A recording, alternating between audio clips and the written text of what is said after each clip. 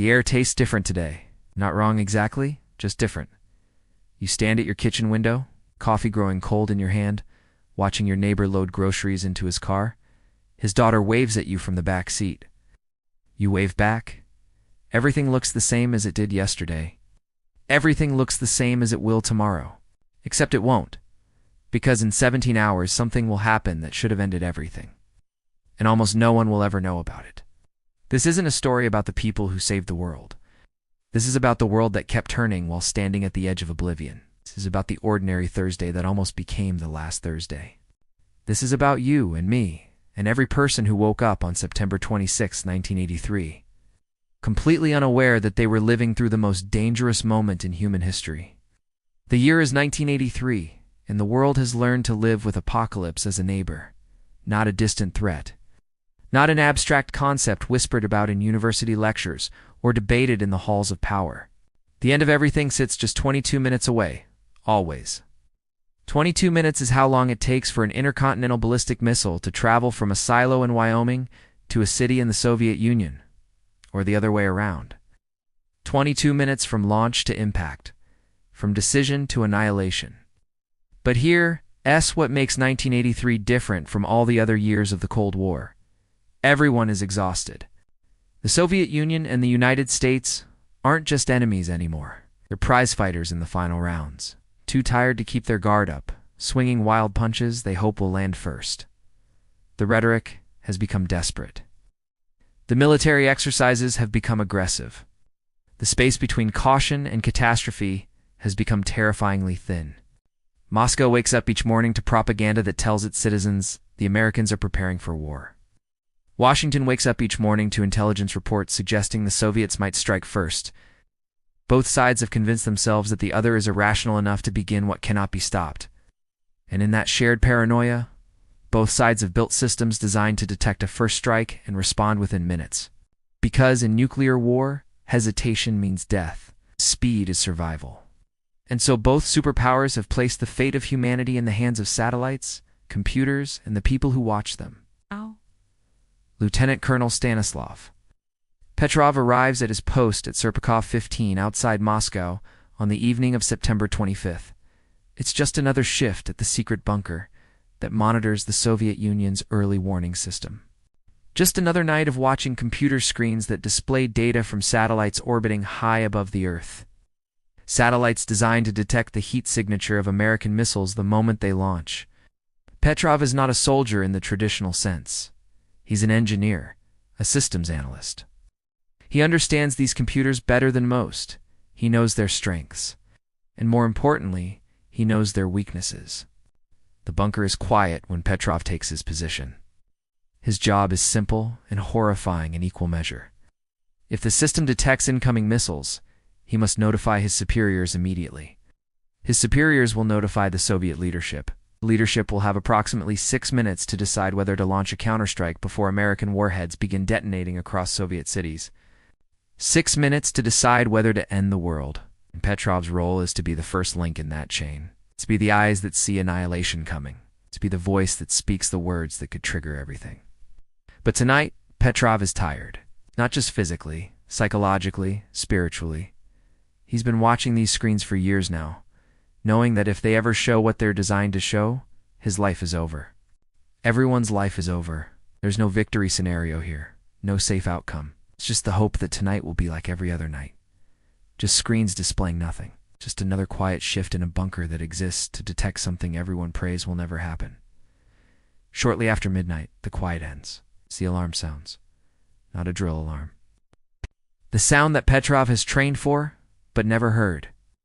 The sound that means the satellites have detected something. Petrov's eyes snap to the main screen.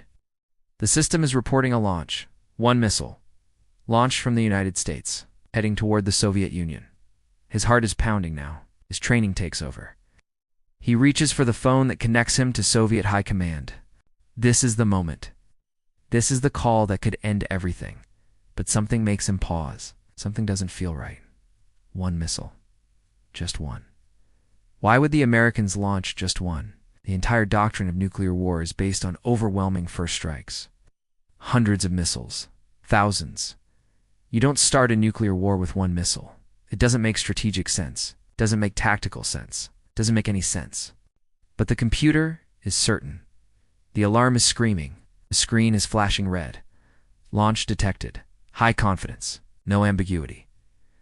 Petrov hesitates. Everything in his training tells him to make the call, to report, to let his superiors make the decision. That's the protocol. That's the system. But something in his gut is telling him the system is wrong. That the computer has made a mistake. That this can't be real. And then the second alarm sounds. Another launch detected. Now 2 missiles. The screen updates. And 3, 4, 5. The system is now reporting 5 American missiles in the air, heading towards Soviet territory. 5 missiles. Not 1. Not 1,000. 5. This is the moment where most people would break. It's a moment where the weight of responsibility would crush rational thought. The moment where protocol would override instinct. Make the call. Report the launch. Let someone else decide. Pass the burden up the chain of command and pray you did the right thing. But Petrov doesn't make the call. Not yet, because he's looking at the data, and the data still doesn't make sense. 5 missiles. If the Americans were really launching a first strike, why only 5?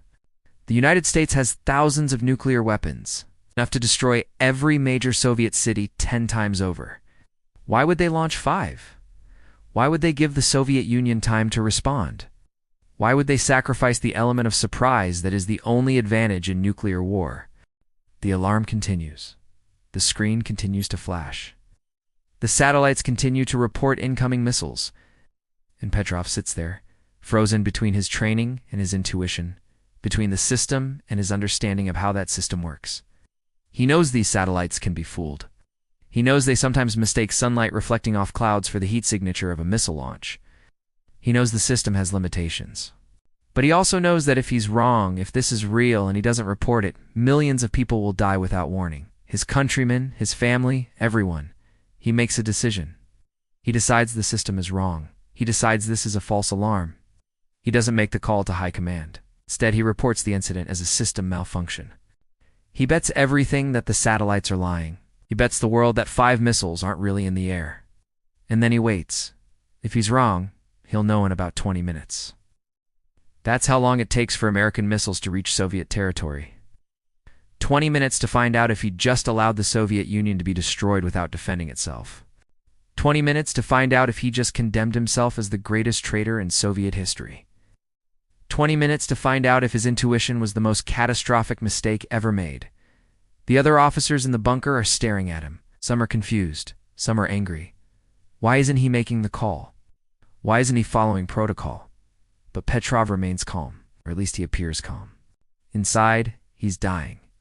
Inside, he's watching the clock and praying that 22 minutes will pass and nothing will happen, that the satellites will correct themselves, that the system will admit its error, that he'll be proven right. 10 minutes pass. No explosions. No flash of nuclear fire over Moscow. Oh, no confirmation that American missiles are real. 15 minutes. Still nothing. The tension in the bunker is unbearable. Every person in that room knows what's at stake. Every person in that room is watching Petrov, waiting to see if his gamble will pay off or if he just became the man who let the world end.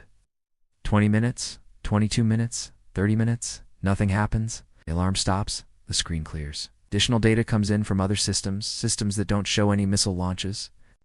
Ground-based radar sees nothing. Satellites were wrong. It was a false alarm, sunlight reflecting off high-altitude clouds, exactly as Petrov suspected. A technical glitch that nearly triggered a nuclear war. A mistake that almost killed everyone. Petrov sits back in his chair. His hands are shaking now. The adrenaline is wearing off. The weight of what just happened is beginning to settle on him. He made a decision that saved the world, but he also violated protocol. He also went against his training. He also bet everything on his own judgment instead of trusting the system. And in the Soviet military, that kind of independence is dangerous. The sun rises on September 26, 1983. You wake up in your bed, completely unaware that during the night, one man in a bunker outside Moscow decided the world shouldn't end. You drink your coffee, you go to work, you come home, you watch television, you call a friend. You live your life exactly as you did the day before because nothing has changed. Except everything almost did. Petrov files his report. The incident is investigated. The satellite system is found to be flawed. His analysis was correct. The alarm was false. But instead of being celebrated as the man who prevented World War III, Petrov is quietly reprimanded. Superiors are embarrassed by the malfunction, uncomfortable with the fact that one officer's judgment was all that stood between peace and annihilation. They want protocols followed. They want systems trusted. They don't want soldiers making independent decisions, even when those decisions are right. Petrov is reassigned. His career stalls. The incident is classified. The Soviet public never learns how close they came. The American public never learns either. For years, almost no one knows what happened on that September night. The world continues turning, completely unaware that it almost stopped. But here's what makes this moment so terrifying and so important. It was unto the last time. It wasn't the only time. Throughout the 1980s, there were multiple incidents where technical failures, miscommunications, or human errors nearly triggered nuclear war. A training tape accidentally loaded into a real warning system, showing a Soviet first strike that wasn't happening. A flock of geese detected by radar and briefly mistaken for incoming bombers. A Norwegian research rocket that Soviet radar operators thought might be a nuclear missile. Each time, someone had to make a decision. Each time, someone had to choose between protocol and judgment, between speed and caution, between the system and their gut. And each time, by luck or wisdom or some combination of both, the world survived. But it shouldn't have been that close. It shouldn't have depended on individual judgment calls made under impossible pressure. It shouldn't have required heroes like Petrov to save us from systems we built ourselves.